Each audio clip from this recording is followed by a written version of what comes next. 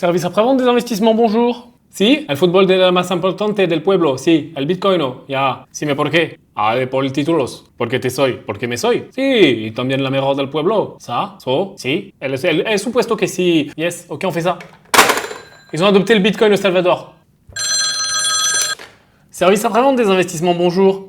Ah, Damien, comment ça va? Bon, ça se passe en prison?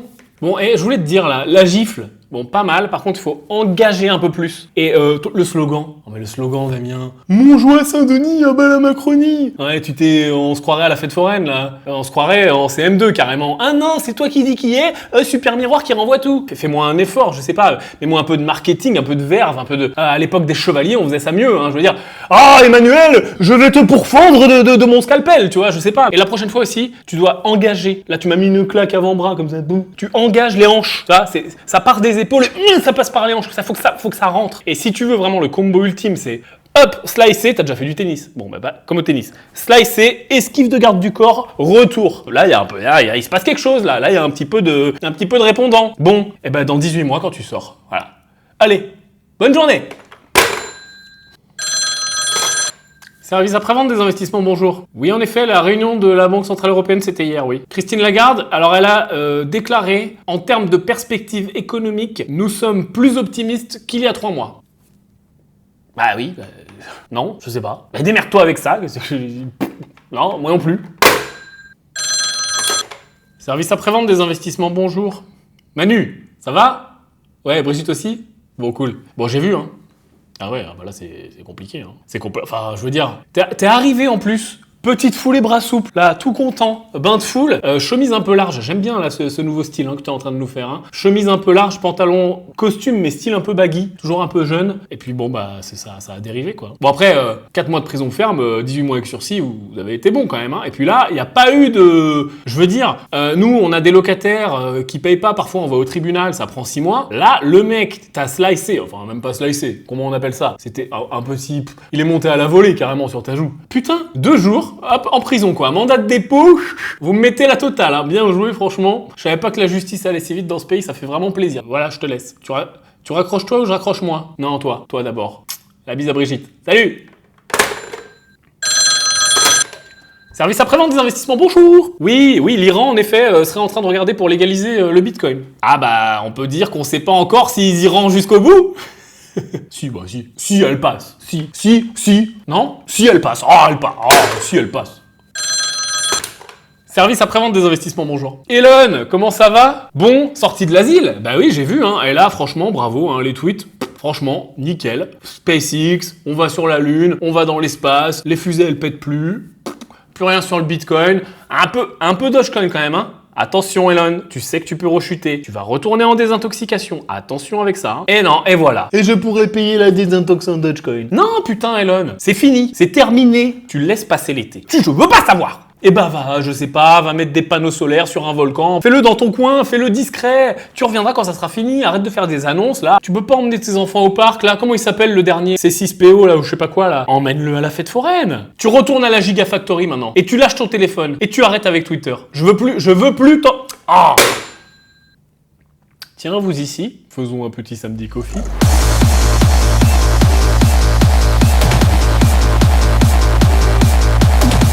Allez, salut la team Rotable, bienvenue dans Samedi Coffee. Aujourd'hui, un Samedi Coffee un petit peu spécial. Bon, comme d'habitude, on n'est pas samedi, mais je pense que tu as l'habitude. Parce que je devais t'annoncer que Samedi Coffee s'arrête. Voilà, c'est le dernier Samedi Coffee pour une raison très simple. C'était un format qui était cool, qui avait commencé le samedi. Et puis, bon, bah, étant donné que l'actualité est ce qu'elle est et que mon planning est ce qu'il est, on n'arrive jamais à faire Samedi Coffee le samedi. La preuve, encore aujourd'hui, on est vendredi. Donc ce qui va se passer, c'est que le format va changer, on s'appellera plus Samedi Coffee, on va s'appeler le service après-vente des investissements, parce que finalement, c'est ce qu'on fait ici dans Samedi Coffee, c'est un service après-vente des investissements, donc on va changer le nom, et comme ça nous évitera également de le faire forcément le samedi, il y aura les services après-vente des investissements, certains jours de la semaine, quand il y en a besoin, voilà tout simplement, mais le concept reste le même en effet, avec beaucoup de suivi de ce qu'on fait, suivi des investissements, etc. Et avec les réponses aux questions, j'ai encore fait un appel à questions un petit peu plus tôt sur Instagram, donc je vais pouvoir piocher dedans pour ce dernier Samedi Coffee et ce service après-vente des investissements. On est un peu plus de 170 000 sur cette chaîne, on est bientôt aux 200 000, merci à tous. Pour tous ceux qui ne sont pas abonnés, si ça t'intéresse, considère un abonnement, clique, active la clochasse, pète la gueule du pouce tant qu'on y est, ça permet tout simplement d'être notifié quand il y a une nouvelle vidéo parce que même si tu es abonné à la chaîne, tu n'as pas toutes les notifications, ça dépend, l'algorithme YouTube il fait un peu ce qu'il a envie.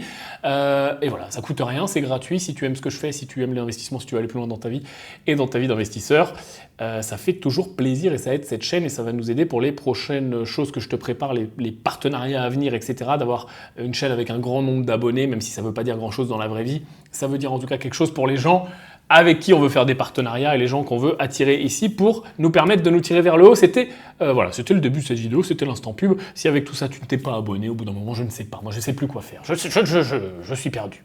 Alors aujourd'hui, on va parler, on va aller direct, on va pas perdre de temps sur la charte du Bitcoin et on va parler des deux grandes nouvelles, c'est-à-dire la première, le fameux Salvador qui a reconnu le Bitcoin comme une de ses monnaies légales, et la deuxième, rien, parce qu'on est toujours dans un range et qu'il ne se passe absolument rien. On avait un triangle de compression. Si tu veux bien, on va commencer par la charte. Allons-y. Donc, voilà ce qui se passe sur le Bitcoin en weekly. Donc en weekly, on a connu le top, on a connu le Dead Cat Bounce qui en est un jusqu'à preuve du contraire pour l'instant. Attends, je vais mettre en plus grand. Donc on a connu la baisse vertigineuse que je te rappelle pas.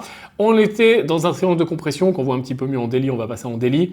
Ici, qu'on a cassé par le bas, donc ce qui indique un mouvement de continuation tout simplement de baisse. Sauf que au niveau de cette bougie verte là, on a eu la fameuse nouvelle du Salvador et les cours sont remontés dans le triangle pour finalement réintégrer actuellement ce niveau. Donc on va voir ce qui va se passer dans les jours qui viennent et heures qui viennent. Si on vient recasser vers le bas, on va reprendre ce mouvement de continuation qu'on était censé avoir finalement si on n'avait pas eu de news.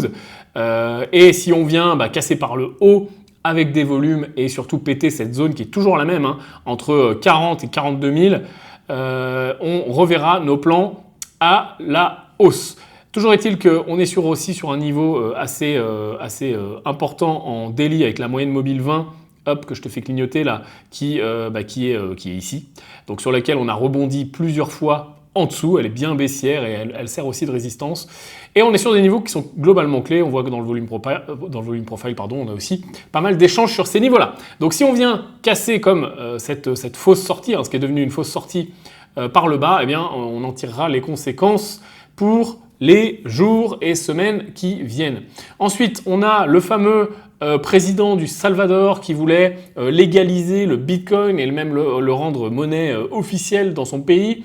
Il y a eu pas mal de discussions depuis. Ça a été très rapide puisque je ne vais pas commenter sur l'état du pays, de la géopolitique, etc. parce que c'est des problématiques qui sont extrêmement compliquées. Je suis loin d'être spécialiste, de la géopolitique et de ce pays-là.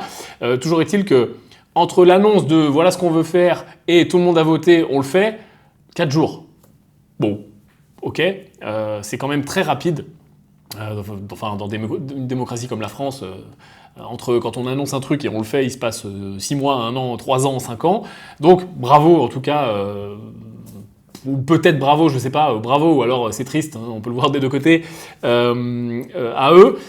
Maintenant, ça a fait beaucoup de bruit dans la cryptosphère.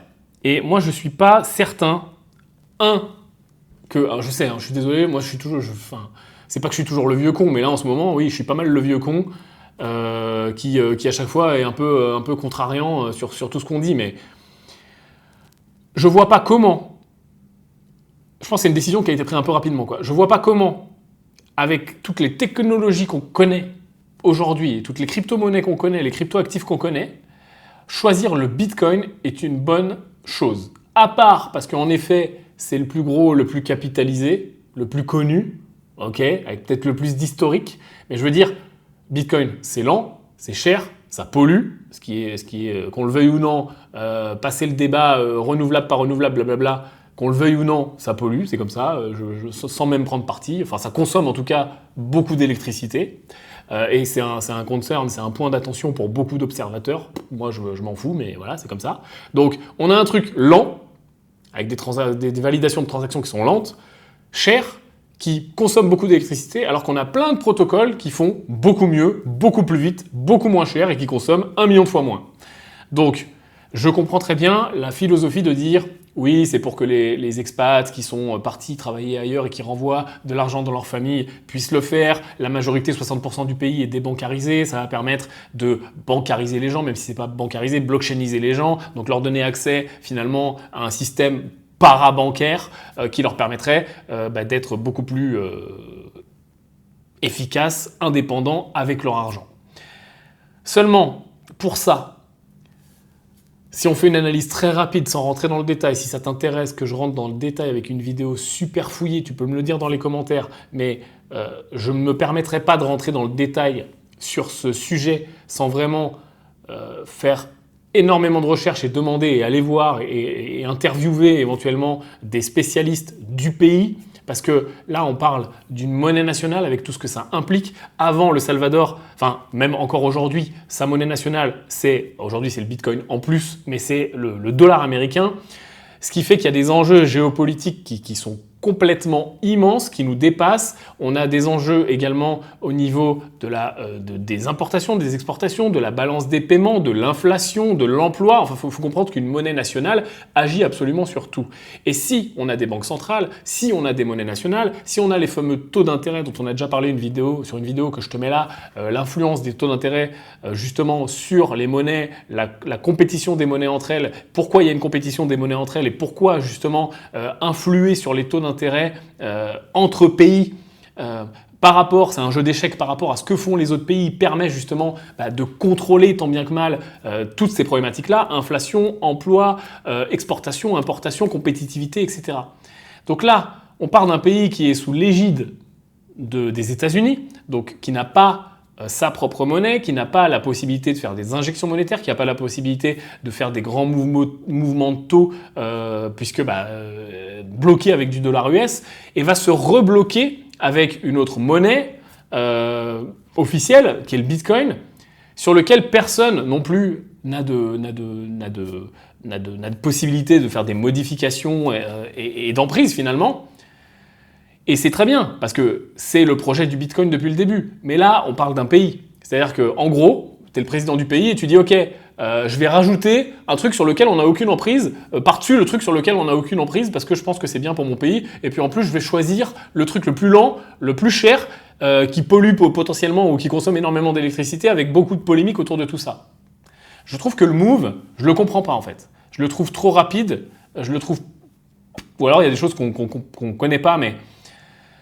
Pourquoi pas adosser un stablecoin? Pourquoi pas utiliser des protocoles DeFi beaucoup plus intelligents avec la possibilité d'avoir beaucoup plus d'actions sur justement cette monnaie, cette crypto-monnaie nationale.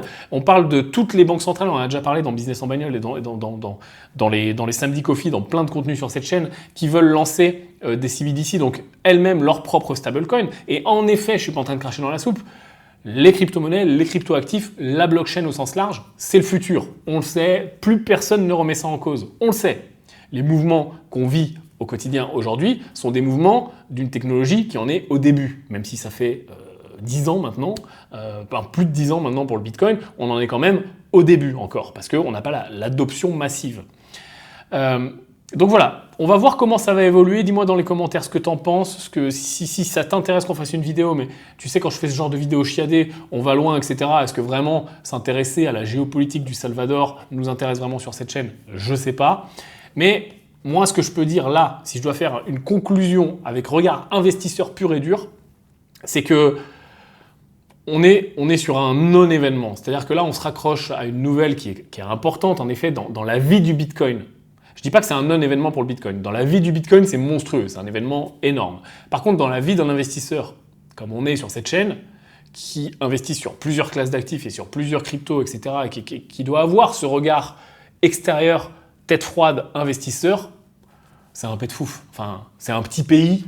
On ne sait pas s'ils vont y aller vraiment ou s'ils vont revenir en arrière. L'implémentation va être très difficile. Il faut savoir que la population est débancarisée à 60% et pas éduquée et très peu lettrée.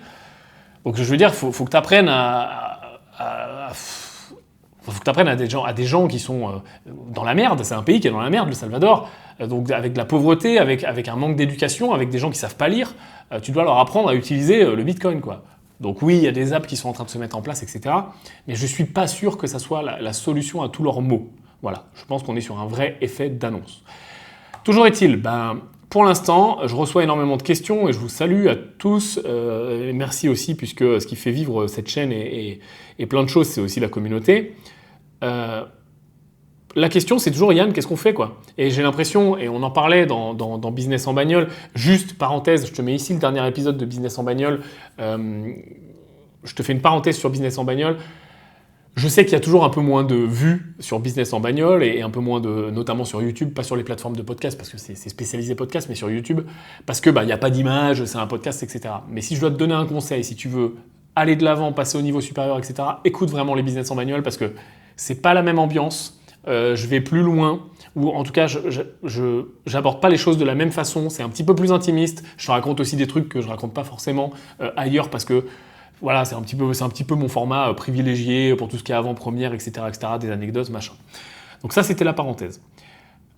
On parlait justement, dans le dernier Business en bagnole, des gens pour qui l'argent brûlait un peu les doigts. Je te fais le scénario classique, t'es sorti des cryptos, et t'as du cash, et t'es là, qu'est-ce que je fais, vite, machin. Avoir du cash, c'est bien, c'est cool. T'es pas à 20 secondes pour le réinvestir. T'es pas à 1 mois, même 2 mois pour le réinvestir. Oui, il faut pas laisser du cash qui dort, qui fait rien, etc. Bien sûr. Mais si on n'a pas le setup, si on n'a pas le contexte de marché, si on n'a pas la fenêtre de tir adéquate, on va pas tirer. C'est comme un chasseur. Il est là. Il attend. Et il y a la galinette cendrée qui passe, il tire. Mais il n'y a rien qui passe, il va pas tirer dans le vide. La mitraillette, tu vois. À ce moment-là, tu vas t'amuser sur une cible. C'est d'ailleurs mieux que de faire de la chasse. Toujours est-il que si on n'a pas les points d'entrée, si le marché il est en train de nous faire la machine à laver comme il est en train de faire maintenant, où ça prend des portes de saloon, parce que ça baisse, je vends, ça remonte, j'achète, je vends, j'achète, je vends, j'achète, je vends, j'achète, je vends, j'achète, là tu veux faire quoi là-dedans? Il n'y a rien à faire là-dedans. À moins pour les extrêmes day traders, scalpers, etc., ce qui n'est pas mon cas parce que c'est vraiment très dur à faire et 0,0001% des gens gagnent de l'argent en scalping.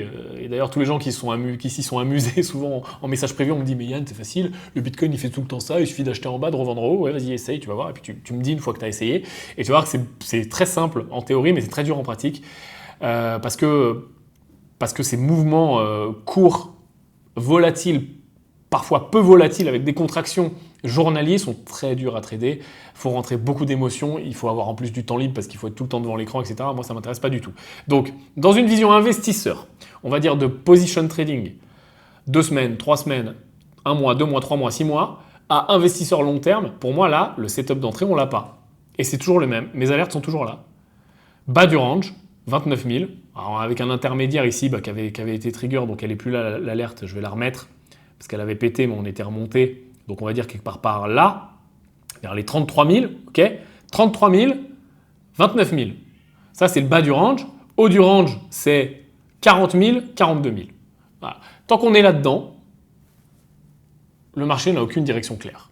Voilà. Et tu vas voir qu'il y a d'autres cryptos qui bougent un peu plus, mais c'est pas non plus, je veux dire, on n'est pas non plus sur des trucs absolument dingues. Hein. Allons voir l'Ethereum. Je veux dire, l'Ethereum en daily, oui, il a mieux résisté, oui, ça a été peut-être une valeur refuge au moment de la baisse, etc., etc. Sauf que maintenant, l'Ethereum en daily, excuse-moi, mais on est dans un range tout pareil. Hein. Donc les alertes, c'est pareil, hein, c'est 2000 en bas, 3000 en haut. Voilà. On est en plus sur 2 prix psychologiques. Donc, chacun verra midi à sa porte, mais moi, je suis vraiment dans une position attentiste. Et quand je remets, tiens, on va revenir sur la charte du Bitcoin, je suis désolé, mais quand je regarde cette charte-là, j'ai pas l'impression maintenant tout de suite qu'on va être sur un rebond, tu vois, vraiment. Je suis toujours dans mon scénario privilégié de setup de continuation, et puis boum, on va chercher plus bas. Ça, c'est toujours mon scénario 1. Mon scénario 2, c'est toujours le range qui est là, qui va durer potentiellement tout l'été. Et mon scénario 3, qui était le moins probable et qui n'arrive pas, hein, c'était le V-bottom. Donc éventuellement, ça pourrait être un double, triple, quadruple bottom. Mais vraiment, celui-là, je le vois toujours pas, quoi.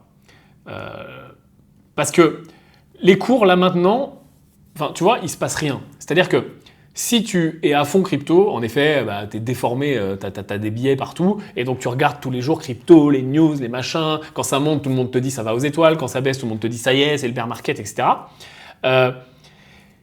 Mais en vrai, si on dézoome un petit peu et qu'on regarde globalement, est-ce que là, c'est la grosse hype des cryptos? À part, en effet, la news du Salvador qui a été quelque chose d'important, mais est-ce qu'en ce moment, c'est la grosse hype des cryptos? Non.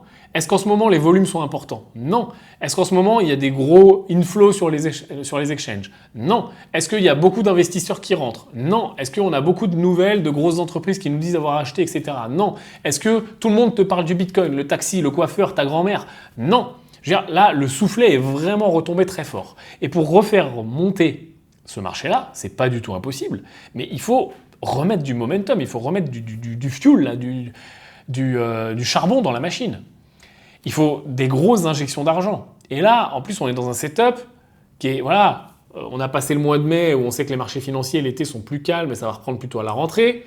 On voit que tout est en range en plus, pas que les cryptos, absolument. Tout est en range. C'est-à-dire que marché classique, je t'ai dit que je ferais d'autres vidéos il y a quelques temps sur les actions, etc. Mais j'ai absolument rien à faire en ce moment. Tous les jours, je passe plusieurs heures à regarder le marché. Tout est en range. Les indices sont sur leur plus haut, ils butent sur les plus hauts, hop, ils sont dans un range juste en dessous. Ils viennent pas casser dans un sens dans l'autre. Les actions, il n'y a pas énorme de volume, etc. Il se passe pas grand-chose. Le forex, il se passe rien à part quand il y a des news. Tout est en train de suivre les tendances qui sont installées. Je veux dire, c'est le calme plat. Voilà, tu as l'impression que tout le monde est soit à partir en vacances, soit à d'autres chats à fouetter. Et ça se comprend très bien là, dans la société actuelle. Il y a vraiment d'autres chats à fouetter. Tous les pays étaient en confinement dur ou en difficulté économique, en contraction de l'économie. Et là, on arrive dans l'été et à peu près, en plus, ça se goupille à peu près pas trop mal. On est en bas de vague sur la majorité des pays développés. Il y a de plus en plus de vaccinations, etc. Donc là, on est dans une période de relâchement qui arrive avec tout le monde qui se dit « Ah, trop bien, ça va être l'été, ça va être les vacances. En plus, il y a moins de corona. Ça va être bien, on va pouvoir claquer tout l'argent qu'on a mis de côté pendant ce temps-là. » Donc, ça conduit pas du tout à aller investir dans le Bitcoin, ça conduit pas du tout à être derrière les écrans comme ça a été il y a quelques mois parce que c'était confinement, etc. Donc je vois pas comment, par A plus B, on peut remettre assez de vapeur dans la machine maintenant pour que ça reparte tout de suite. Donc pour tous les gens qui veulent re-rentrer, eh bien, soit tu veux rester sur les cryptos exclusivement, eh bien, tu prends ton mal en patience. Éventuellement, tu vas faire du stacking, etc. Mais choisis bien tes plateformes pour être sur des trucs qui sont sécures. Soit tu mets une vélocité sur ton argent, et moi, c'est ce que je te recommande, c'est d'être plutôt dans la recherche de nouvelles vélocités sur l'argent. Quand il y a de l'argent à faire dans les cryptos, on est dans les cryptos. Quand il n'y a plus d'argent à faire dans les cryptos, enfin moi, c'est ce que j'ai fait. J'ai pris mes plus-values, j'ai fait une réallocation tout de suite. Et si là, demain, les cryptos montrent des signes de ça repart, et le bull run, deuxième partie du bull run, ou même nouveau bull run suivant le temps que va durer la latéralisation, eh ben, on refera des allocations dans l'autre sens, et allons-y.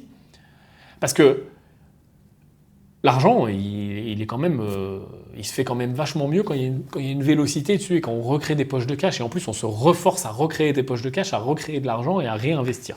Ça, c'est une gymnastique mentale qui est quand même intéressante. Allez, je vais jeter un œil sur Insta. J'ai reçu pas mal de questions, tac, je vais te les afficher, boum, il y en a plein. Alors il y en a un peu moins que d'habitude parce que j'ai posté il y a très peu de temps, il y a 2 ou 3 heures.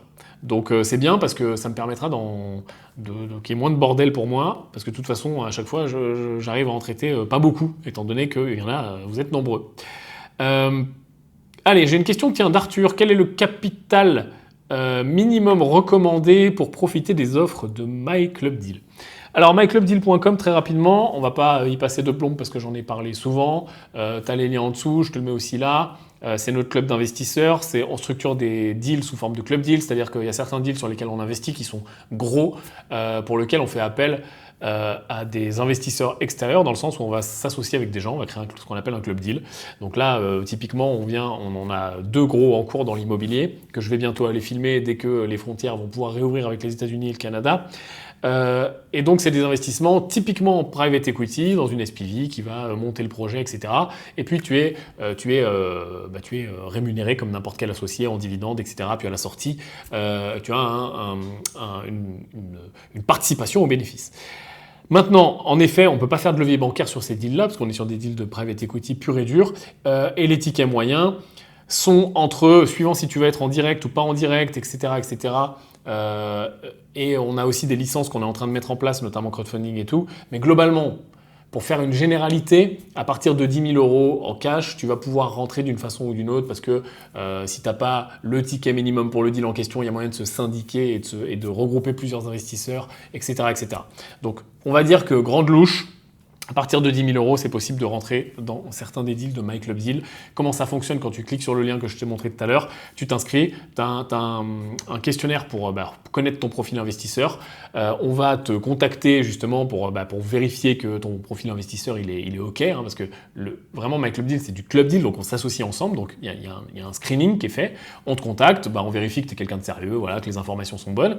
Et après, tu rentres dans une liste email et à chaque fois qu'il y a un nouveau deal, on t'envoie un email tout simplement. Il y a une conférence de présentation. Et voilà comment ça se passe. Alors, tac. As-tu augmenté ta participation dans OMI, me demande Tuila86. Alors non, tout simplement non. Pourquoi? Parce que, et j'en ai déjà parlé, mais je vais en reparler parce que c'est vrai que c'est important. J'ai pas mal de gens qui me parlent de OMI. Ce qui se passe avec OMI en ce moment, c'est très simple. C'est ce qu'on appelle un trend baissier. Donc, la crypto, elle est baissière. Autant le Bitcoin, on a vu, on est dans un triangle de compression, on a fait le plus gros de la baisse, là on est en train de comprimer, on voit ce qui se passe. OMI, on est dans un putain de canal baissier, un trend baissier tout simplement.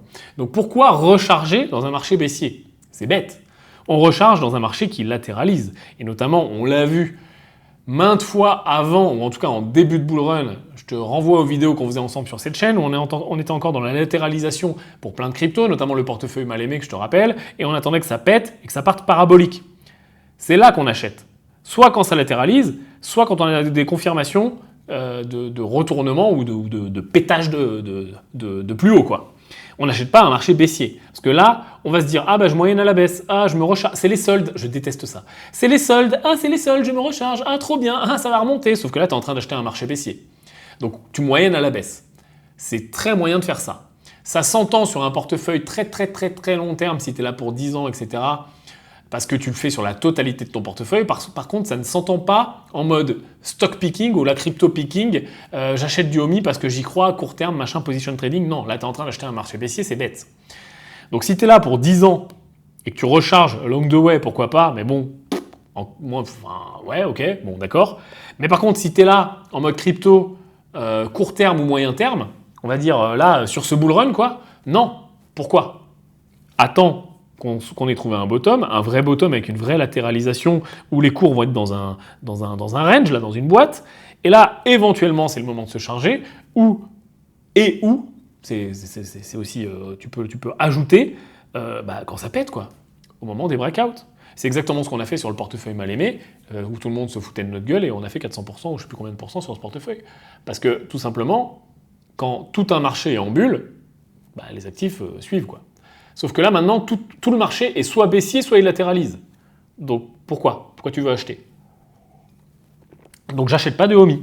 Par contre, j'achèterai du OMI, je rachèterai du OMI, je pense, sauf changement absolument dingue dans la gestion de l'entreprise et ma confiance dans le futur de l'entreprise, ça, ce qui peut changer, comme en bourse, quand tu achètes une action, parfois tu t'es trompé et voilà, le management ne fait pas ce que tu pensais. C'est pas le cas pour l'instant. Donc si j'ai toujours, quand on sera dans le bon setup, tout est une histoire de setup encore une fois, plutôt par là, si j'ai toujours ma bonne vision pour OMI, oui, là je vais me recharger, bien sûr que je vais racheter. Mais là je ne rachète pas un marché baissier, c'est bête d'acheter un marché baissier, parce que ça se trouve le bottom on l'a pas trouvé, hein. Ça se trouve on va encore aller chercher moins 50, moins 80%, j'en sais rien, tout est possible, hein. Tout est possible. Et je fais aussi une parenthèse pour plein de gens qui disent oui, t'avais parlé d'OMI, OMI ça baisse, là t'as pas été très bon.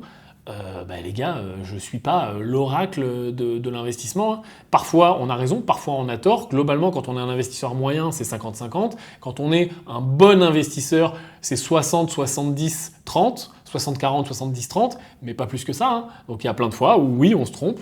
Mais après, c'est comment on gère notre timing. Tu vois, je veux dire, autant le bull run, il allait à 12 millions et puis tout le monde était un génie. Et comme le portefeuille mal aimé, il est monté, Omi a baissé. Donc la question, c'est comment on gère les mauvaises positions. C'est toujours ça dans la vie. Je disais l'autre fois dans Business en bagnole, c'est frais dans mon esprit.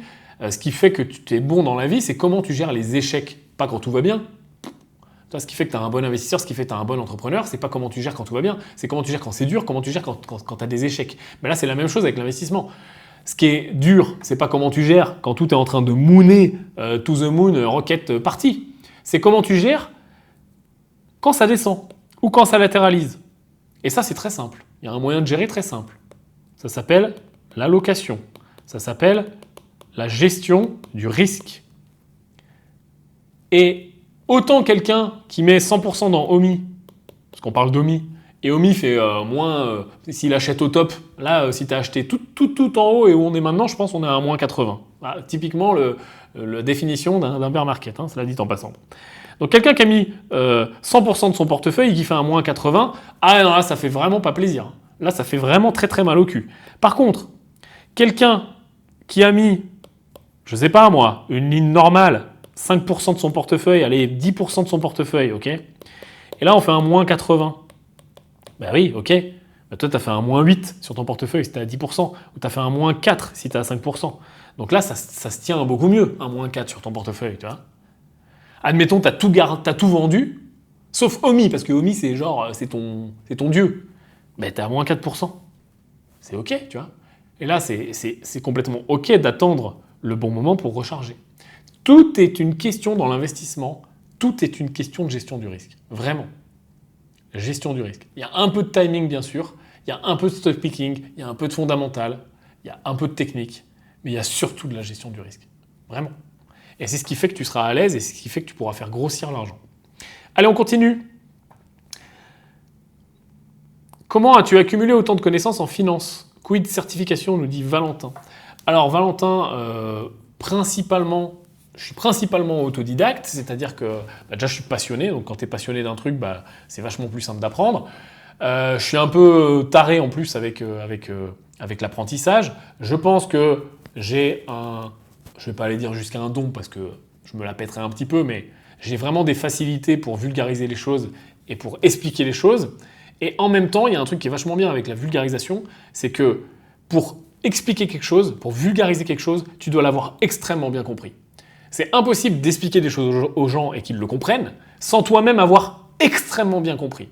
Et donc, étant donné que via mon boulot, via YouTube, via plein de moments dans ma vie, je fais beaucoup de vulgarisation, forcément ça me force à très bien comprendre les concepts. Et donc, je suis dans un cercle d'auto-formation continue et en plus de ça, je passe des certifications parce que j'en ai besoin au niveau légal, au niveau régulatoire, je perds mes mots, trop de langues différentes dans ma tête.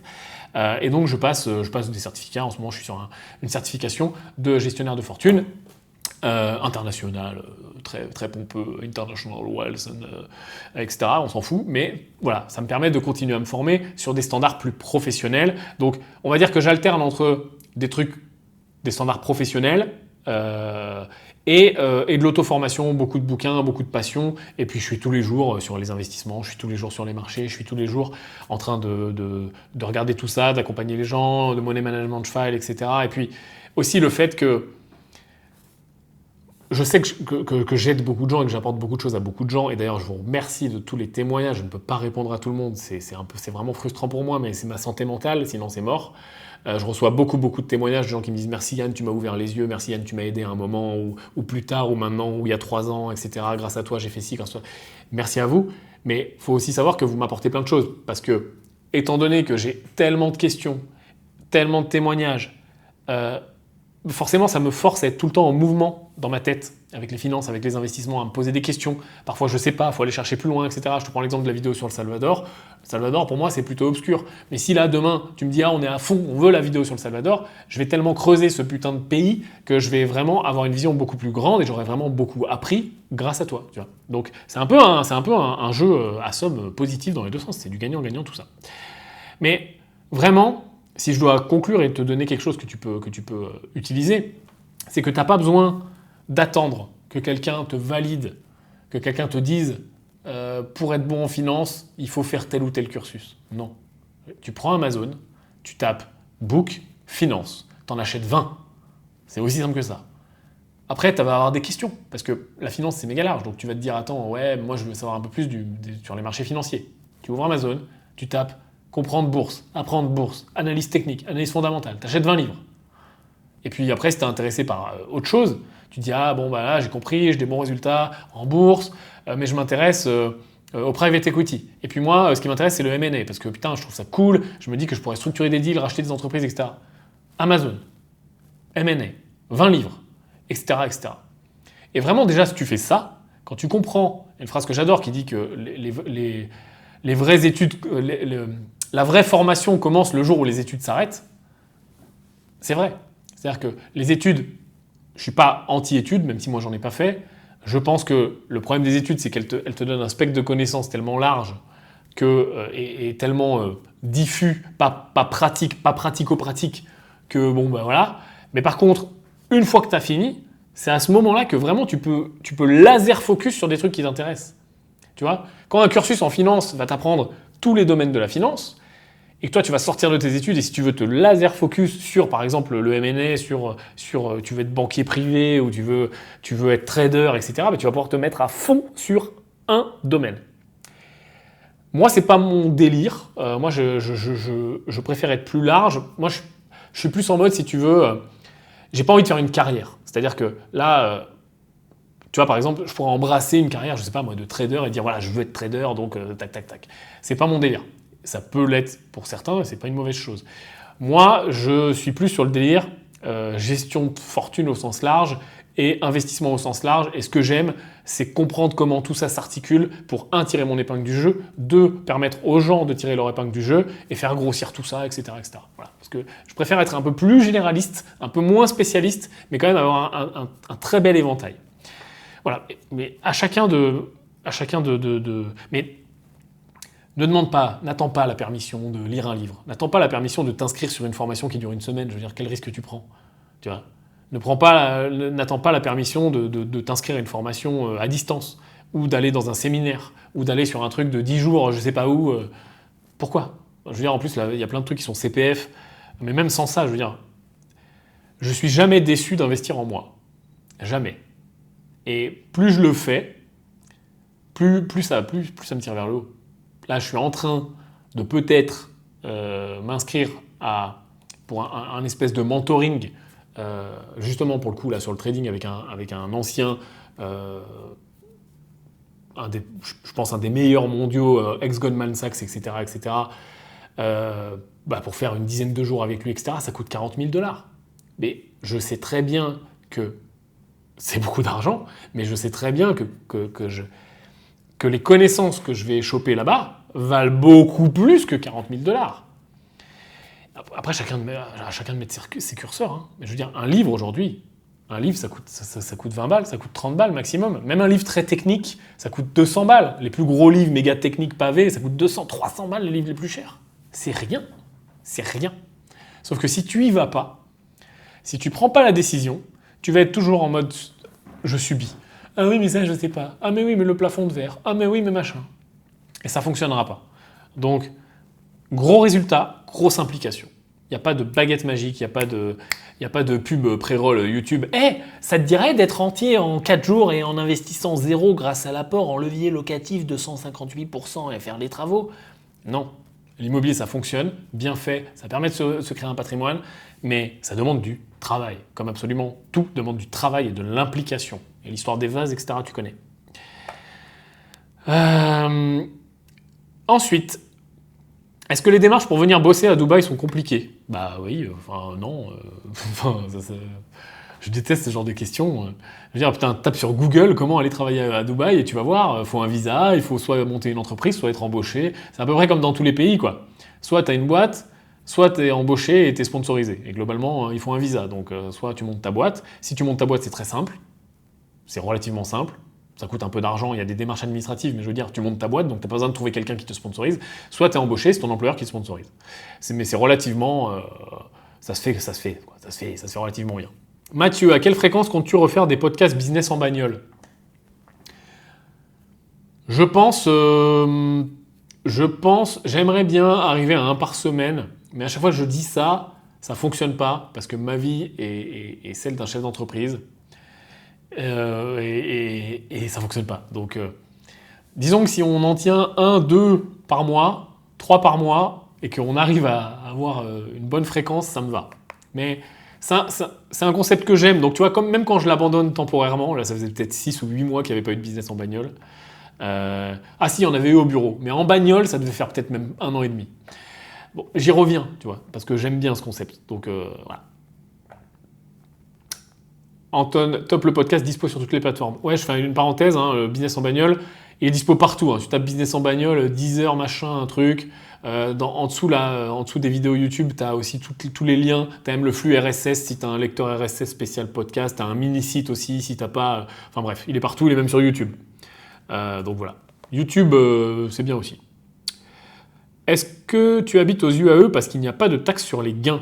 Et il y avait une autre question là, pourquoi Dubaï et pas la Suisse? Comment fonctionne la fiscalité là-bas? Et il y avait une autre question un petit peu plus bas aussi sur Dubaï, je vois que Dubaï vous intéresse beaucoup. Alors pourquoi j'habite à Dubaï? C'est très simple. J'habite à Dubaï et ça va me permettre de répondre à une autre question que j'ai vue. Enfin, ça sera l'introduction. Pourquoi j'habite à Dubaï? Pour un tas de raisons que vous connaissez tous, parce que vous les voyez tout le temps, partout, à la télé, sur Internet, etc. Donc parlons d'abord des raisons, on va dire, qu'on pourrait classer objectives. Ok, il fait beau toute l'année. Pendant 8 mois, la température est parfaite. Pendant 8 mois, c'est vraiment parfait. Pendant 8 mois, tu es entre 20 et 35 degrés. Parfait. Pendant 4 mois, il fait vraiment très chaud. Mais bon, la majorité de l'année, c'est cool. Le cadre est excellent. Après, on aime ou on n'aime pas, moi j'adore. Pourquoi? Parce que c'est une grande ville, ça va vite, il y a énormément de choses à faire, il y a énormément de loisirs, il y a énormément de beaux restos, de beaux hôtels, moi j'adore ça. Il y a énormément de sorties possibles. Tu as la mer à 2 pas, tu peux faire du bateau, du jet ski, tu as le désert, tu peux aller camper, tu peux faire des barbecues, tu peux aller faire du quad, tu peux aller faire du chameau. Voilà, je trouve que le cadre de vie est génial. La sécurité est extrêmement importante. Il n'y a pas de vol, il n'y a pas de viol, il n'y a pas de bagarre, il n'y a pas d'agression, il n'y a pas de... Le mythe, il y a un... Je sais pas, quand tu es en France, peut-être si tu le connais ou pas, mais ici, tu laisses ton téléphone, tu vas pisser, tu es en terrasse, personne ne te vole ton téléphone. Dans une ville de France, tu laisses ton téléphone sur la table, tu vas pisser, tu te les fais arracher à coup sûr. Même quand tu es à la table, des fois, il y a un gars, il passe en courant, il te l'arrache. Ici, ça n'existe pas. Donc, il y a plein de choses comme ça qui sont très positives, objectivement très positives. Après, même si c'est pas le sujet, je vais pas me jouer à l'avocat du diable, il y a aussi des choses qui sont très négatives. Ici, il y a des gens qui vivent très difficilement. Comme dans tous les pays, il y a un extrême clivage entre les riches et les pauvres. Ici, peut-être encore plus extrême. Quoique, je pense pas qu'il soit plus extrême que dans plein d'autres pays, notamment par exemple les États-Unis, entre le clivage riches et les pauvres, il est absolument dingue. Mais toujours est-il que si je dois te conseiller quelque chose, c'est clair, c'est que venir à Dubaï, il faut venir avec un certain argent ou niveau de vie ou capital ou patrimoine, parce qu'en effet, la vie est chère. Et tu as une très belle vie quand tu as de l'argent. Quand tu as moins d'argent... Non, quand tu as moins d'argent, tu as quand même une belle vie. C'est vraiment quand tu es pauvre que c'est compliqué à Dubaï. Quand tu es classe moyenne, ça va, tu as quand même une très belle vie. Ensuite, le sujet des impôts, bien sûr, c'est évident. Je veux dire, tu es dans un pays qui ne te prend pas 80% de ce que tu gagnes. Donc à partir de là, ça va beaucoup plus vite. Donc en effet, il n'y a pas d'impôt sur le revenu, il n'y a pas d'impôt sur les capital gains, donc tout ce qui est gain boursier, etc., à part tout ce qui est retenu à la source quand il y a des dividendes, mais je veux dire, quand tu fais une plus-value, il n'y a pas de plus-value. Il n'y a pas d'impôt sur l'immobilier, ni locatif, ni la plus-value. Alors il y a un peu des taxes un petit peu cachées partout, hein. Il y a un équivalent de frais de notaire, etc. Il n'y a pas zéro... Enfin, quand on est français, qu'on n'est jamais venu, on a l'impression qu'il y a zéro sur rien. Il n'y a pas d'imposition, mais il y a des taxes. C'est-à-dire que c'est un peu du pay on demand à Dubaï. C'est-à-dire que quand tu prends l'autoroute, tu payes. Quand tu vas à l'hôpital, tu payes. Quand tu payes ce que tu utilises. Quand tu vas refaire tes papiers d'identité, tu payes. C'est pas comme en France où tout est gratuit et tout est gratuit, quoi. Sauf qu'on te prend plein d'impôts. Là, il y a zéro impôt, mais par contre, il y a des taxes un petit peu partout. Tu payes quand tu utilises. Voilà. Il y a les taxes sur l'eau, etc. Il y a l'équivalent d'une espèce de taxe d'habitation. Donc voilà. Mais par contre, en effet, il n'y a pas d'impôt sur le revenu, il n'y a pas de capital gain, il n'y a pas d'impôt sur les sociétés, il n'y a pas d'impôt sur les cryptos, il n'y a pas d'impôt sur le locatif, il n'y a pas d'impôt sur les plus-values immobilières. Voilà. Il y a 5% de TVA. Donc ça, c'est sûr que niveau levier fiscal, c'est génial. Après, je ne dis pas que c'est magique, parce qu'il y a plein de moyens de faire du levier fiscal, on le voit notamment dans l'IMO, dans plein de pays, et même en France, où il y a moyen de payer zéro impôt, ou en tout cas pendant un certain temps, ou en tout cas de décaler ses impôts d'une façon importante pour ne pas avoir à s'en soucier au début de son parcours. Mais en effet, il va arriver un moment où ça va jouer forcément dans la balance. Donc le côté imposition, on va pas se le cacher, il est très cool. Voilà, donc ça, c'est les raisons objectives. La qualité de vie, l'imposition, la facilité. Il y a aussi le fait qu'on est au milieu du monde. Je veux dire, c'est le plus grand aéroport du monde ou le deuxième plus grand. Je crois que ça se tire la bourre avec un autre. On est au milieu, on est très bien placé. Asie, Afrique, Europe, etc. Il n'y a que pour les États-Unis où c'est un peu galère. Et le business, quoi. On est dans une ville de business. On est dans une ville de business et tu le vois à tous les niveaux. Et tu vois que le moindre vendeur pakistanais dans un magasin est meilleur vendeur que n'importe quel vendeur français. Parce qu'il y a cette culture du business, il y a cette culture de savoir proposer, de savoir, parfois même trop, hein, un petit peu à l'américaine. Et voilà, moi je le vois je le vois pas comme un pays magique, etc. Je le vois pas comme une réponse à tous les maux. Je pense que c'est un moment dans une vie, quoi. C'est-à-dire que quand tu as des objectifs, il faut se mettre un setup autour. Là, dans les objectifs que j'ai actuellement et les objectifs qu'on a aussi au niveau de l'entreprise, mes associés, etc., qui sont maintenant tous ici aussi, on a plein de collaborateurs qui sont ici. Si tu as raté un peu l'histoire, on a un bureau à Dubaï principalement et un bureau en France, avec à peu près le même nombre de personnes. Maintenant, c'est en train de s'équilibrer. Et on a des antennes dans d'autres pays, mais sans grande présence physique. C'est un moment dans une vie, quoi. Je ne vois pas faire ma retraite ici, je ne vais pas rester 30 ans, 40 ans. Je vais rester, je ne sais pas, peut-être 10 ans, peut-être. Au début, je venais pour 2 ans, 3 ans, et puis je pense qu'en fait, ça va être plus que ça, parce que voilà, c'est un pays qui est cool, tout simplement, avec beaucoup de tolérance, il n'y a aucun problème de religion ici, il n'y a pas de problème de, je veux dire, il n'y a pas de regard des autres suivant comment tu es habillé, ce que tu penses pas. C'est très très cosmopolite et ça c'est super intéressant parce qu'il y a 90% d'expatriés, c'est-à-dire que le pays est composé d'expatriés. Alors, quand tu regardes la totalité du pays, c'est pas vrai, parce que forcément, il y a des endroits qui sont beaucoup moins développés que Dubaï et Abu Dhabi, mais quand tu regardes Dubaï et Abu Dhabi, et surtout Dubaï, c'est 90% d'expatriés. C'est-à-dire que toute la ville vient d'ailleurs. Et ça crée un espèce de climat qui est indescriptible. Voilà, faut le vivre pour le comprendre. Donc voilà pourquoi je suis à Dubaï et voilà pourquoi Dubaï c'est cool. Voilà pourquoi plein de gens sont à Dubaï et en ce moment c'est vrai qu'il y a une mode sur Dubaï parce qu'il y a plein d'influenceurs qui sont venus à Dubaï et qui peut-être donnent une mauvaise ou une bonne image. Je sais pas, c'est pas le débat, je m'en fous, moi, je fréquente pas trop ces gens. Mais et puis voilà, c'est un peu la mode avec M6, etc. apparemment qui fait des reportages tous les 4 matins. Mais comme d'habitude, hein, c'est polarisé ce qu'on vous montre dans les reportages. C'est pas non plus la vie ici.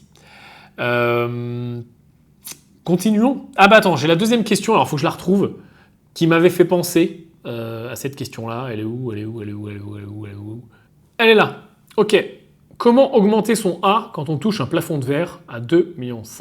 Merci. Alors, comment dire? Bon, j'imagine que tu parles en termes de patrimoine, 2,5 millions. En fait, je vois pas le problème. En fait, la réponse est dans la question. Comment dépasser son plafond de verre? La réponse est dans la question. C'est-à-dire que dans la question, tu es en train de te mettre un plafond. Il n'y a aucun plafond. Est-ce que dans le monde, en France, dans ta ville où tu te trouves, peu importe où, personne n'a plus de 2,5 millions de patrimoine? Genre, c'est le hard cap, c'est le top, tu peux pas aller plus haut. Il y a un truc, il y a Dieu, il dit non. Non. L'argent il est partout, il est abondant. Donc il n'y a aucun plafond à part celui que tu te mets, à part dans ta tête.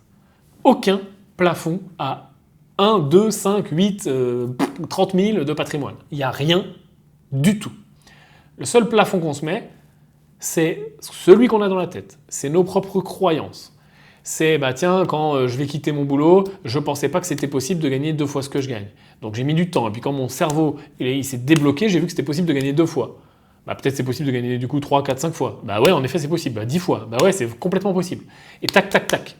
Sauf que parfois, pour des raisons X ou Y, à des niveaux X ou Y, des gens ont des blocages, des convictions qu'il n'est pas possible ou qu'il est trop difficile ou que ça ne leur est pas permis à eux ou qu'ils ne sont pas dans un bon environnement. C'est souvent l'excuse de l'environnement.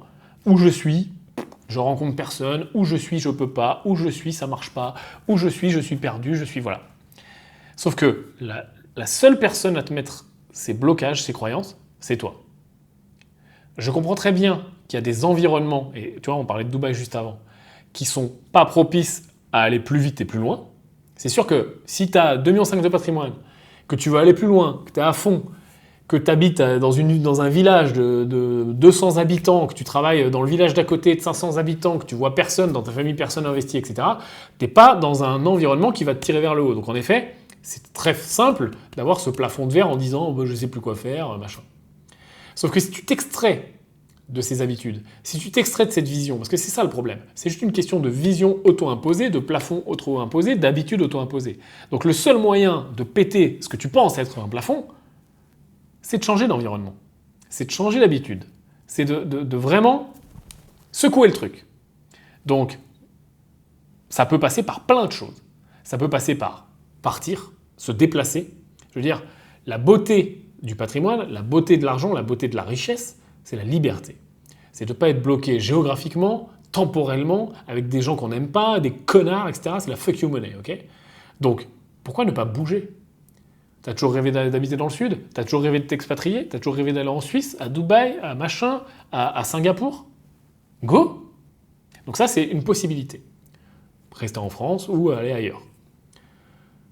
Le cercle. C'est sûr que si, je reprends mon exemple un peu extrême du petit bled, etc., ouais, bah, tu traînes pas avec des gens qui vont te tirer vers le haut. Si, dans ton cercle autour de toi, il n'y a que des gens qui sont soit plus bas en termes de patrimoine et de réussite personnelle, soit au même niveau que toi, où est le challenge? Où est l'élévation? Où sont les nouvelles idées qui vont te dire « Ah ouais, putain, lui il fait ça, je pourrais faire ça ». Nulle part. Donc tu dois t'extraire encore une fois et te replacer dans un contexte. Donc, formation, séminaire, mentorat, déplacement géographique via une expatriation, rentrer dans des clubs d'investisseurs, des clubs d'entrepreneurs, des clubs privés, là c'est très à la mode. Il y en a ici à Dubaï, il y en a au UK, en Angleterre, je ne sais pas s'il y en a en France, mais tu sais, des clubs très privés d'investisseurs, d'entrepreneurs, tu payes 5000 balles à l'année juste pour pouvoir rentrer, etc. Mais au bout d'un moment, c'est là que ça se passe. C'est là que tu vas rencontrer des nouvelles personnes, rencontrer des nouvelles personnes. Toutes les œuvres, les soirées œuvres de charité, etc., etc. Pareil, qui va dans des soirées pour des œuvres de charité? Qui va dans des vernissages d'art? Qui va dans ce genre d'événements? Très large, X ou Y. Globalement, des gens qui ont plutôt réussi. Globalement, des gens qui ont plutôt quelque chose à donner. Globalement, des gens qui ont plutôt, je sais pas, un niveau de réussite qui est plus important. Donc pour rencontrer ces gens-là, il faut que tu imites ces gens-là. Il faut que tu sois dans le même cercle que ces gens-là. Il faut que tu sois en présence de ces gens-là. Donc ça, c'est très simple. Je t'ai donné 1000 exemples. Les séminaires, les machins, les formations. Tu dois t'extraire. Parce que sinon, si tu te mets pas en mouvement, si tu restes immobile, oui. Je veux dire, dans ma vie, plein de fois, j'ai eu des pics de rentabilité, j'ai eu des pics de trésor rentrante, d'argent, j'ai eu des pics de hausse de patrimoine. C'est à chaque fois quand j'ai bouleversé ma vie. Quand j'ai quitté mon travail, quand je me suis mis en disponibilité avant ça, quand j'ai déménagé de Clermont-Ferrand au sud, quand j'ai redéménagé du sud à Dubaï, etc., etc. À chaque fois, ou quand je me suis formé, ou quand j'ai changé de cercle d'amis, quand j'ai arrêté de voir des gens, parce que tu te mets en mouvement. Tu te mets en mouvement et tu te mets aussi en insécurité. Et tu te mets dans un milieu où tu as quelque chose à prouver, ou quelque chose à apprendre, où tu es le plus nul de la pièce, ou le plus petit de la pièce, où tu rencontres des nouvelles personnes, tu crées une nouvelle émulation, tu crées quelque chose qui te tire vers le haut. C'est le seul moyen. Si tu restes immobile, ça ne fonctionnera pas. Donc, vraiment, le maître mot, c'est ça, c'est bouger, être en mobilité. Être en mobilité, ça peut être physique, ça peut être géographique, ça peut être de son cercle, ça peut être son argent, faire des réallocations, etc. Je ne sais pas comment est composé ton patrimoine, tu me dis 2,5 millions, c'est peut-être une grande partie d'IMO. C'est sûr que si, je prends un exemple extrême encore, 2,5 millions, c'est que de l'IMO. Que de l'IMO locatif. Genre, tu fais pas de marchand de biens, tu fais rien, tu fais que du locatif. Tu as 2,5 millions de patrimoine net, hein, on parle en patrimoine net, j'espère, hein, on parle que en patrimoine net. Hein. Patrimoine net, bon, ok, tu as des locataires, tu as des mouvements, ça doit te prendre beaucoup de temps, etc. Mais l'argent, il est figé là. Il fait quoi? Il est figé. Il faut faire bouger ça. Donc, pense à, soit pas extrême à tout vendre, etc., mais à faire des réallocations à prendre des arbitrages, à sécuriser des plus-values qui doivent l'être, etc., à faire bouger cet argent-là. Je prends le même exemple pour les mecs qui sont dans les cryptos. Et notamment, et ne faites pas ça. Je vois des gens qui ont gagné beaucoup d'argent avec les cryptos, qui sont encore dedans, par exemple. Et je crois qu'on a une question aussi là pour aujourd'hui. Un mec qui dit, voilà, je sais pas, j'ai X, on s'en fout, 200 000, 300 000, 500 000 dans les cryptos. Qu'est-ce que je fais? Est-ce que je vends? Ben, en fait, ça dépend. Mais c'est pas à moi déjà de te dire si tu vends ou pas. Et en plus, pose-toi les bonnes questions. Si t'as 500 000, c'est 90% de ton patrimoine dans les cryptos. Ah ouais. Enfin, je veux dire, réalou cet argent. Déjà, tu as le risque que ça baisse encore. Tu as aussi le risque d'être plus là quand ça monte, oui, mais je veux dire, tu es trop exposé à la même classe d'actifs. Déjà, un, c'est bloqué, c'est figé, il ne se passe rien. Et deux, tu es exposé à la même classe d'actifs. Et tu vois, c'est le même raisonnement pour les 2,5 millions s'ils sont complètement dans l'IMO. Tu es exposé à la même classe d'actifs. Donc, fais des réallocations. Donc, avec tout ça, toutes ces bonnes pratiques-là, que tu prends comme elle t'arrange, parce que je ne connais pas ta situation précise, tu mets ça dans un shaker, tu te mets en mouvement, tu bouges, tu vas voir que ton plafond de verre, il n'existe pas en fait. Va parler à des gens.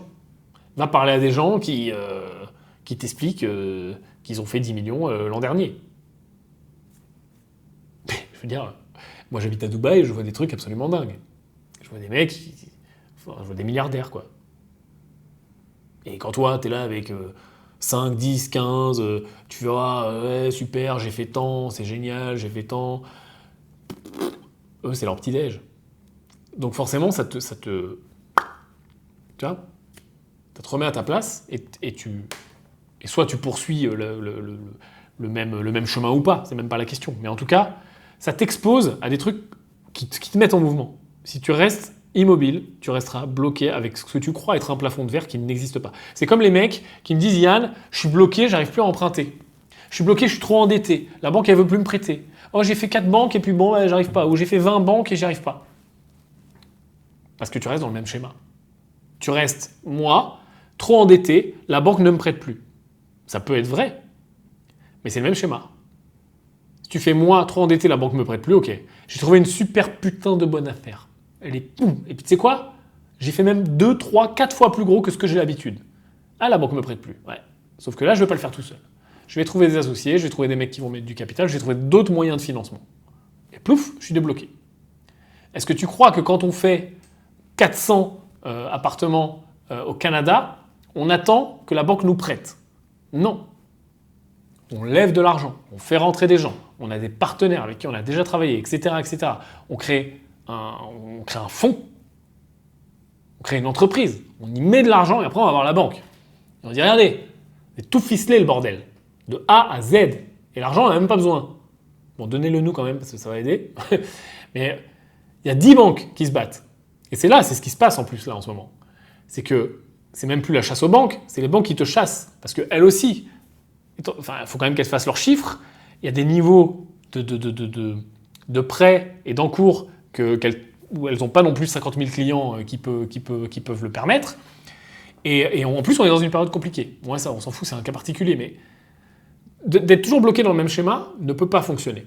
Quand bien même tu es le meilleur du monde à scalper le Bitcoin pendant le bull run, ok? Je sais pas, tu as compris un truc, putain, tu arrives à suivre vachement bien et tu prends toute la hausse. Plus-value. Tu étais le roi du monde à faire ça. Ou tu es le roi du monde à faire des apparts, des petits studios meublés dans ta ville, etc. Tu en as fait 10, 15, 20, 30, copier-coller, toujours la même déco, etc. Ça marche à fond. Et un jour, le marché se retourne. Ou un jour, pour les apparts, la banque arrête de te financer. Et si tu restes immobile, et tu dis, bah, je comprends pas, ça marche plus. Qu'est-ce qui se passe? Bah non, ça y est, j'ai atteint un plafond de verre. Ça y est, je suis bloqué. Et là, tu es en train de... Bah non, c'est juste que les règles du jeu ont changé.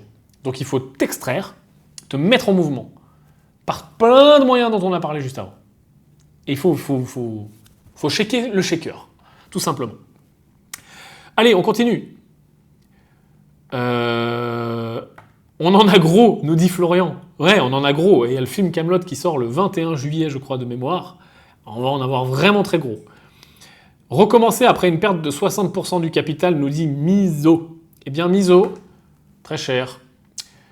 L'expérience est un jeu où les leçons coûtent cher. Et une perte de 60% du capital, ça fait extrêmement mal. La chose à faire maintenant, c'est d'analyser comment tu as été assez con pour perdre 60% du capital. Et je ne suis pas en train de t'agresser, c'est une réalité. C'est-à-dire qu'un investisseur ne doit pas mettre en risque, ne doit pas prendre un niveau de risque si fort qu'à aucun moment, tu dois être dans une situation qui peut te faire perdre 60% de ton capital. Donc il y a quelque chose que tu as mal fait. Il y a un moment où tu as été con. C'est pas que toi, tu es con. C'est que tu as fait une action, tu as pris une action à un moment, elle était conne. Tu dois identifier cette action et ne plus jamais, jamais la réitérer.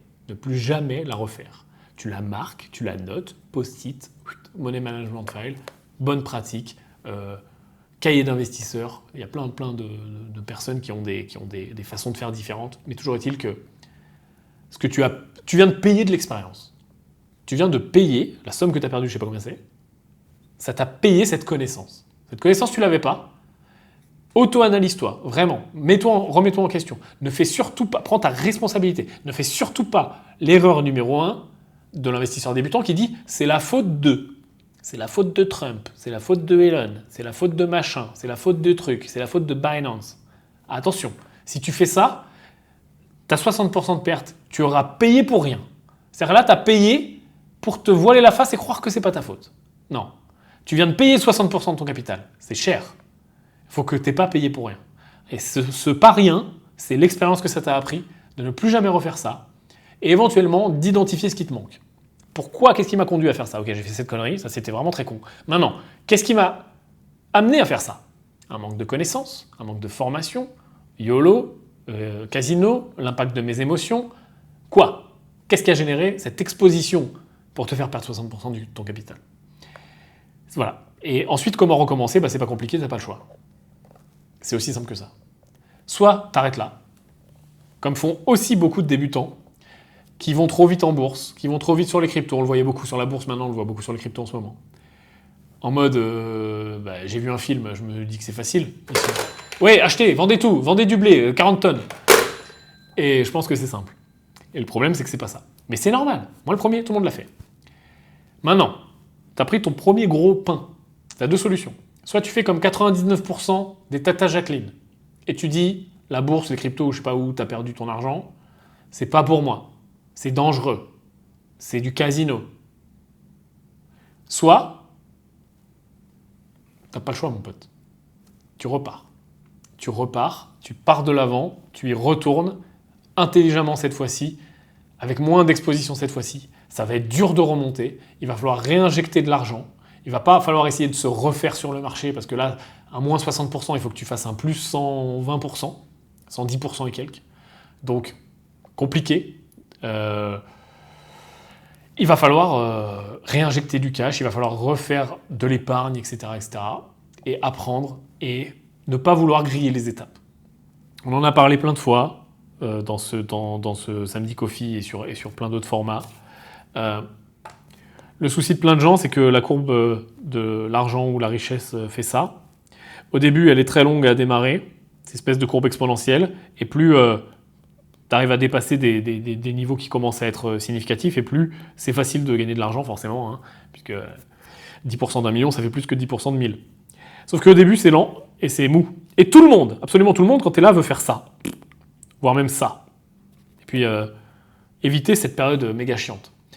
Sauf que cette période méga chiante, elle t'apprend une série d'expériences, de bonnes pratiques et de connaissances qui vont te permettre, 1, de faire ce chemin-là et d'arriver là, et 2, d'être capable de gérer pas comme un connard, une fois que tu es là, pour aller là, là et là. Parce que quand bien même, là, tu n'avais pas fait un moins 60%, tu avais fait un 10 000%, tu sautais direct ici. Coup de chance. Une fois que tu es là, avec pas les connaissances, tu serais retour à l'envoyeur. On en a parlé dans le business en bagnole il y a 2 ou 3 jours, là, du mec qui a fait all-in sur Dogecoin, il est monté à 2,5 millions, sauf qu'il n'avait pas les connaissances, il était dans son rêve. Je ne suis pas une main faible, je ne vends pas, etc. Moins 60%. Alors que le même mec avec les connaissances, moi je veux dire, demain, je mets une pièce sur Dogecoin, je monte à 2,5 millions. C'est même pas une question de pourcentage de gain, là, c'est une question juste d'avoir vu plusieurs fois le setup. Et donc d'avoir les connaissances et de se dire, oula, mais là ça pue. Dogecoin, ça sert à rien déjà. On est en bulle dans tous les sens. Il y a le côté tweet, le côté social, le côté machin. Je suis passé de 150 000 à 2,5 millions en 2 jours. Comment vous êtes devenu riche? À force de vendre trop tôt. JP Morgan. Donc voilà. Et à ce moment-là, tu es capable de vendre. Et ce gars-là en question, bon, tu as peut-être déjà écouté le podcast, tu n'as pas été capable de vendre. Et il a fait exactement ça. Il a fait puf, puf. Pourquoi? Parce que pas de connaissances. Donc là, Miso, tu as payé des connaissances. Voilà. Mais vraiment, aie conscience que tu as payé ces connaissances. Elles t'ont coûté 60% de ton capital. Donc vraiment, ne les gâche pas.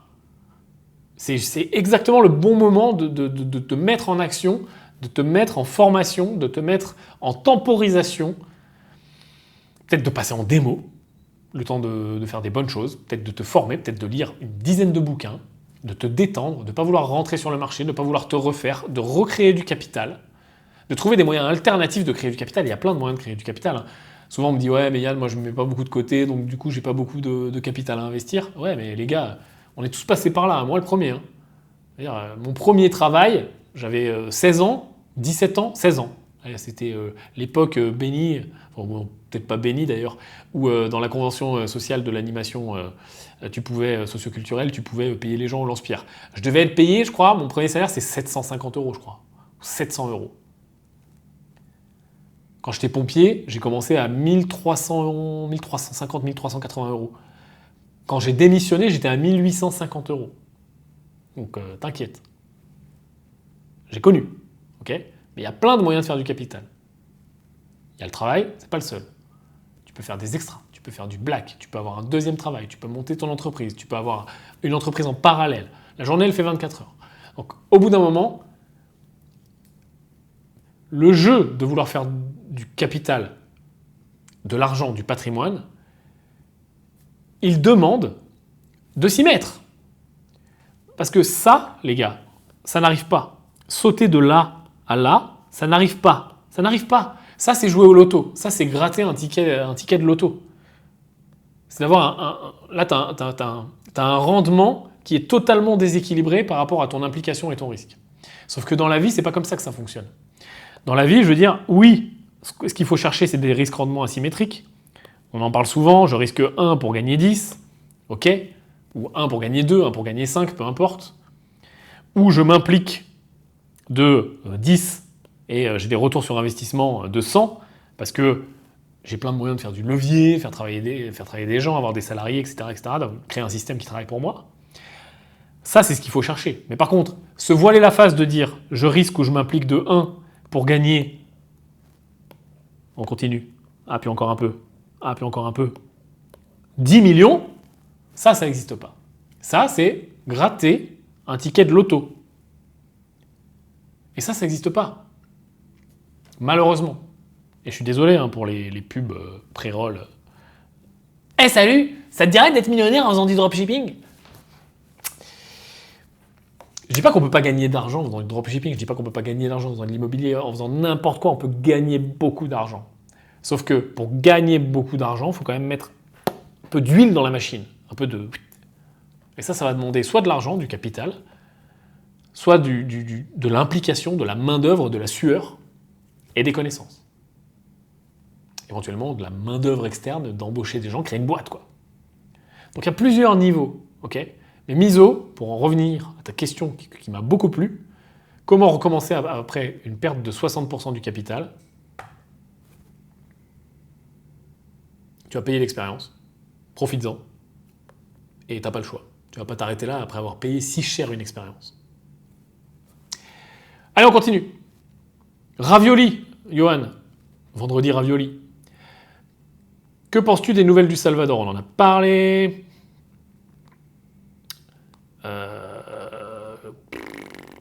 Ton pourcent d'obligation dans ton portefeuille investissement.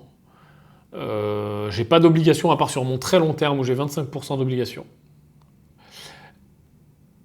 Est-ce que l'Ethereum va suivre le Bitcoin dans sa chute ou peut-il remonter indépendamment? Alors, il peut tout à fait remonter indépendamment, mais ce que nous apprend le marché depuis qu'il existe, c'est qu'il ne l'a jamais fait. Il le fait sporadiquement, il le fait sur des unités de temps courtes, il le fait parfois Parfois il surperforme, parfois il sous-performe, mais en tout cas, il ne s'est jamais décorrélé. Voilà. Le niveau de corrélation a toujours été important entre le Bitcoin et tout le reste. Donc, bien sûr qu'il peut le faire, mais est-ce qu'il va le faire maintenant? Je ne vois pas comment tout de suite maintenant.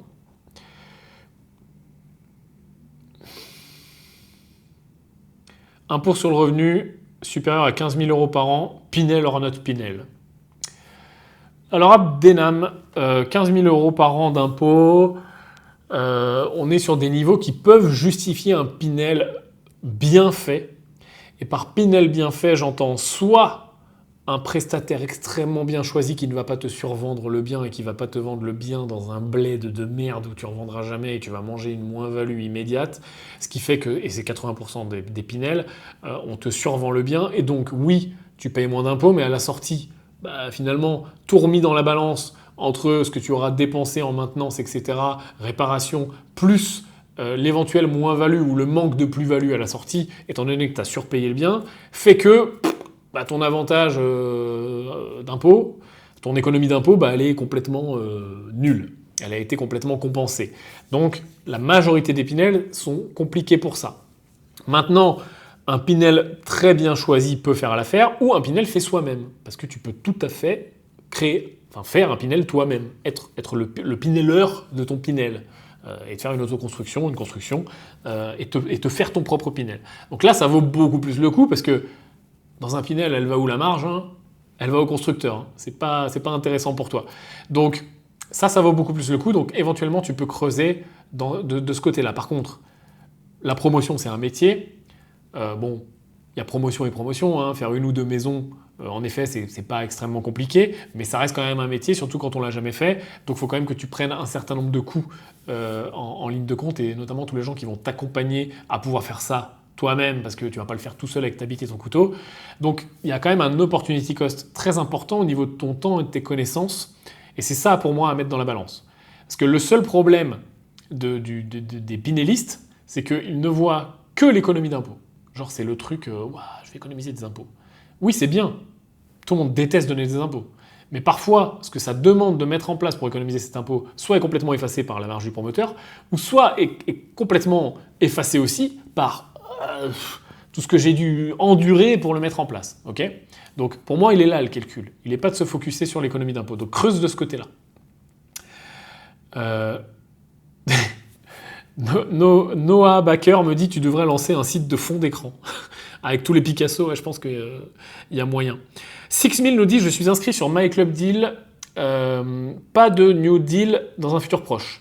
Alors s'il y a des nouveaux deals qui arrivent, il y en a notamment un dont j'ai l'interdiction de vous parler, mais que je vais vous dire à voix basse. C'est la prochaine levée de fonds de Green Bull.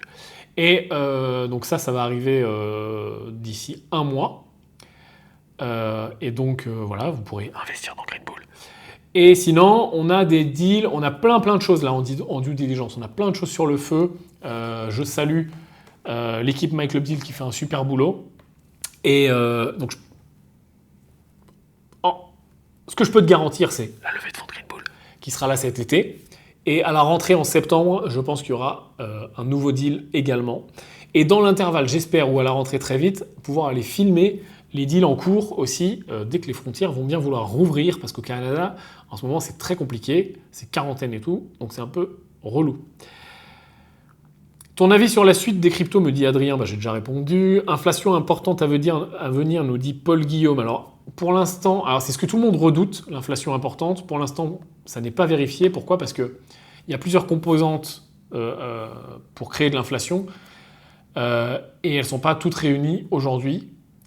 Je pense que je vais faire une vidéo vraiment axée sur ce sujet parce que c'est quelque chose qui revient beaucoup. Mais en ce moment, il y a des craintes d'inflation. Alors, il y a des craintes d'hyperinflation, mais alors, je crois zéro au scénario de l'hyperinflation. Hyperinflation, on parle de 30, 40, 50, 100% d'inflation. Donc non, pour moi, c'est complètement exclu. On en avait déjà parlé sur le QG pour les anciens qui sont là avec nous. Et une inflation importante, aller chercher un 2, 5, 6% d'inflation, je ne pense pas que ça soit extrêmement dangereux à court terme, et je ne pense pas surtout que ça arrive d'un seul coup, parce que la théorie des gens qui vont être libérés et vont dépenser énormément ne se vérifie pas beaucoup encore. la théorie de l'explosion des matières premières qui s'est faite, c'est en effet vérifié, c'est-à-dire que les matières premières ont beaucoup augmenté, mais c'était surtout dû à un problème dans la supply chain, c'est-à-dire que on l'a vu par exemple avec le bateau qui était bloqué dans le canal de Suez, là tu avais le bateau en travers, plus personne ne pouvait passer, ça faisait monter le prix des matières premières. Donc il y a eu tout un tas d'événements avec le corona, les usines fermées, etc., qui ont fait que les matières premières ont en effet beaucoup augmenté. Qui dit augmentation des matières premières dit augmentation des prix, qui dit augmentation des prix dit potentiellement inflation. Sauf que là on arrive potentiellement, d'ailleurs c'est un bel investissement, un beau pari à prendre dans les jours, semaines, mois à venir, la baisse des matières premières. On arrive potentiellement sur un top, et on va voir un retracement. Moi, en tout cas, je suis en train de voir pour me positionner en ce sens-là. Et donc, une baisse des matières premières, parce que réouverture du canal de Suez, mais c'est l'exemple le plus parlant, mais non, réouverture de l'économie, réouverture des usines, plus d'avions, plus de cargos, plus de bateaux, plus de machins. Enfin, je veux dire, retour plus ou moins à la vie normale, donc baisse des matières premières. Du prix des matières premières, puisque forcément, plus d'offres, la même demande, et donc une baisse. Donc on va voir sur les mois à venir ce qui va se passer, en faisant également attention qu'il n'y ait pas de prochaines vagues importantes du corona. Il y aura forcément des vagues importantes, puisqu'on attend déjà la 4e vague après l'été, quand tout le monde va faire n'importe quoi, notamment en France, en mode pump it up comme l'été dernier. Tout le monde attend cette 4e vague. La question, c'est la vaccination. Comment elle va pouvoir couper cette vague-là et pour avoir des vagues de plus en plus petites, et non pas des vagues comme on les connaît aujourd'hui, qui sont quasiment de la même ampleur, suivant les géographies. Donc l'idée, c'est d'aller chercher des vagues de plus en plus petites. Si on est sur ce scénario-là, les marchés l'ont déjà pricé et anticipé, et je pense qu'on va voir une baisse des matières premières dans les jours, semaines, mois à venir, et donc ça ne va pas dans le sens du scénario d'une inflation extrêmement importante. Et d'ailleurs, c'est également l'analyse de toutes les banques centrales qui laissent les taux bas pour l'instant, et qui ont vraiment le discours de dire on est capable de laisser monter un petit peu l'inflation tout en laissant les taux bas, tout en continuant nos injections et nos rachats d'actifs, parce que là, le main focus, c'est pas l'inflation, c'est l'emploi, et c'est le redémarrage de l'économie. Et je pense que c'est une stratégie qui se défend. Voilà, je pense qu'on a pas mal fait le tour. Je vais en prendre une petite dernière question. Ah oui, tiens, elle est intéressante. Dit Jérôme, que penses-tu de AMC? J'ai acheté vers 14, dans quelle zone revendre? Et j'avais aussi d'autres questions un petit peu plus bas, je sais plus où, sur AMC. Plusieurs personnes m'ont posé des questions sur AMC. Alors, on va aller, allons jeter un œil sur la courbe d'AMC. Et vous allez voir que l'expérience est un jeu où les leçons coûtent cher. Et il y a une leçon que j'ai apprise pendant des mois, des années, et des douleurs, et des cassages de cul en investissement, c'est qu'on n'achète pas un marché vertical. Voilà la courbe d'AMC. Je n'achète pas, jamais, là, maintenant. On dirait une crypto, le truc. T'as pas l'impression qu'on a eu un breakout, une construction parabolique, un dead cat bounce, et on est en baisse. Je veux dire, c'est la courbe du Bitcoin, le bordel. Donc, à aucun moment, j'achète AMC maintenant. Non. Non, je ne vais pas du tout faire ça. Donc, je ne pense pas qu'il faut acheter AMC. Je pense que, attention avec les meme coins, attention avec les Wall Street bets, attention avec le mirage du short squeeze, du gamma squeeze, etc. C'est-à-dire que brandir tout le temps, ouais, il y a un short squeeze, ouais, on va niquer les hedge funds, etc. En fait, vous êtes juste en train de faire un Ponzi entre vous. Ça me rappelle typiquement les shitcoins, où on l'a vu avec le Jean-Kévin, l'idée du shitcoin, de n'importe quel shitcoin, t'as des mecs, c'est leur sport, ils vont acheter tôt, et puis dire aux autres, ah, rentrez sur le shitcoin, il est trop bien ce shitcoin, hop, et le truc il augmente, hop, on vend, et le truc redescend. C'est comme ça qu'on fait des cycles. J'ai tout simplement dessiné une bulle sur un actif, et tous les actifs en bulle ont ce comportement-là. C'est-à-dire qu'il y a de plus en plus de gens qui se chargent, peut-être plutôt la smart money en bas, et puis ensuite, il y a une première explosion, qui est réelle, avec des volumes, avec parfois une révolution en cours, avec parfois une très forte news, un brevet, ça peut être plein de choses.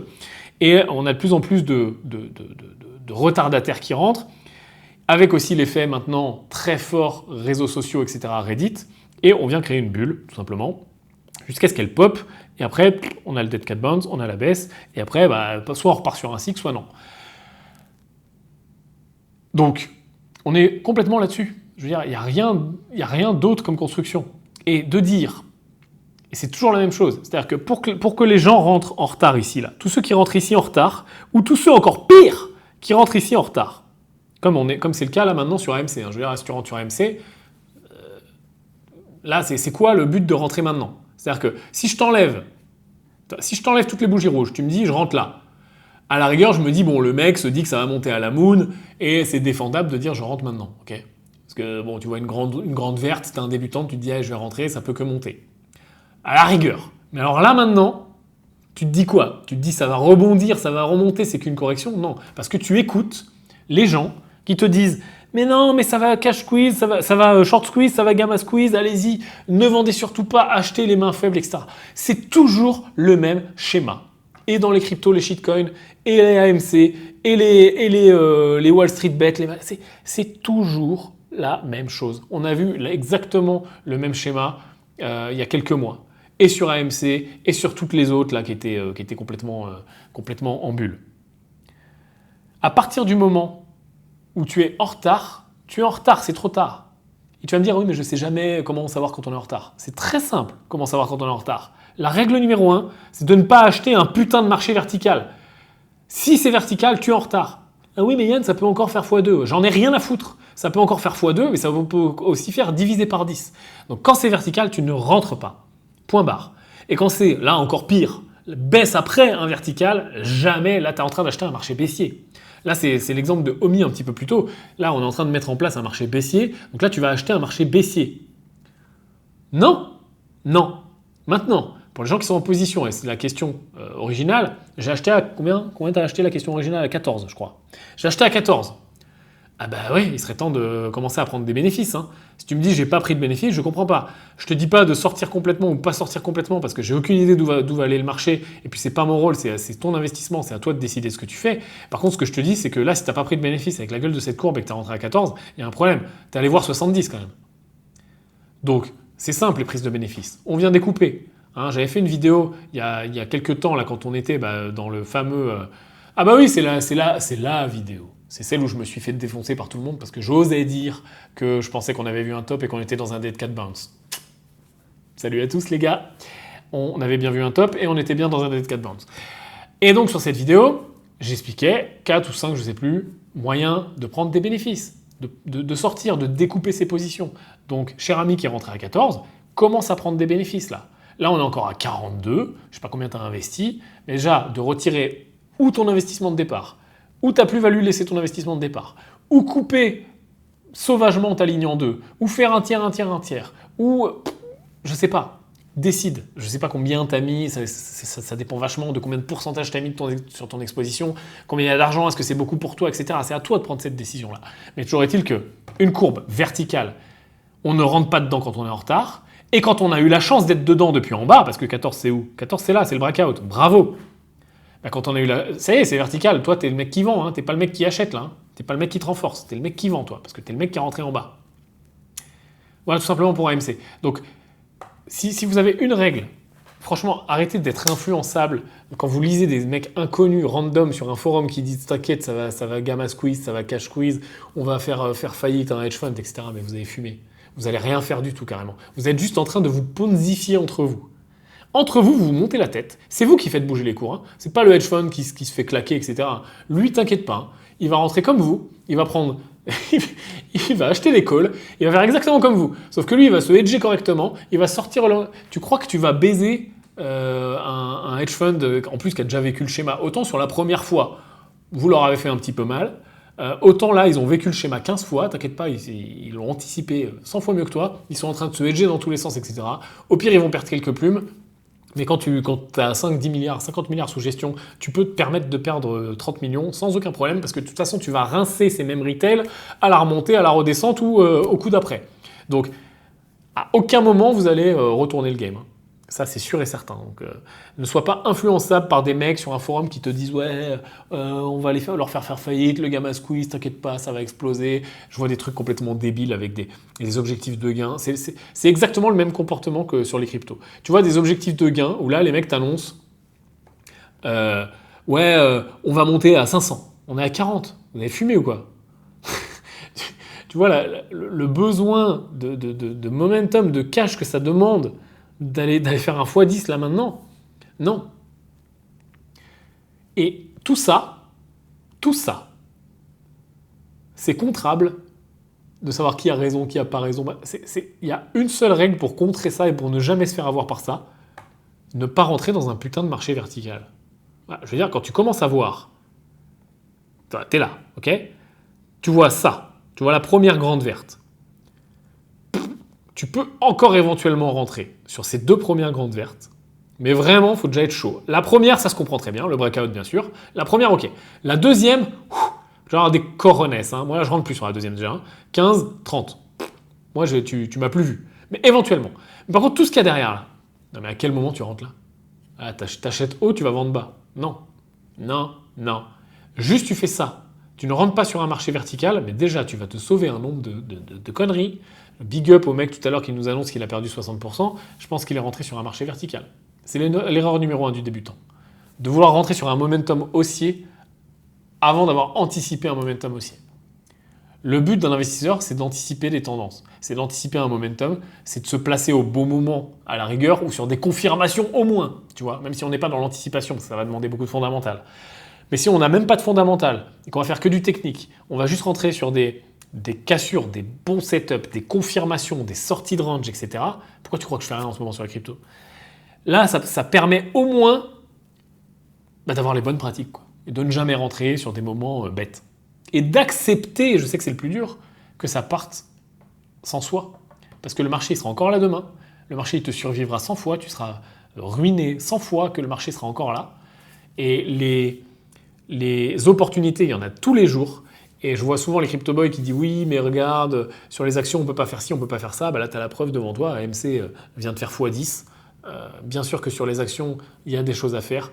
Il y a des très bons coups à faire sur tous les marchés, que ce soit l'immobilier, les actions, peu importe.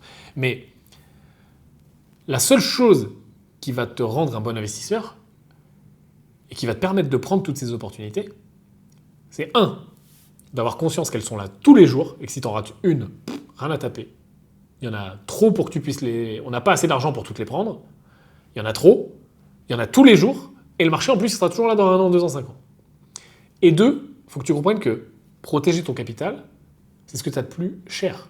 Je veux dire, dans un jeu vidéo, tes points de vie, c'est le plus important, tu vois, sinon tu meurs et tu as perdu.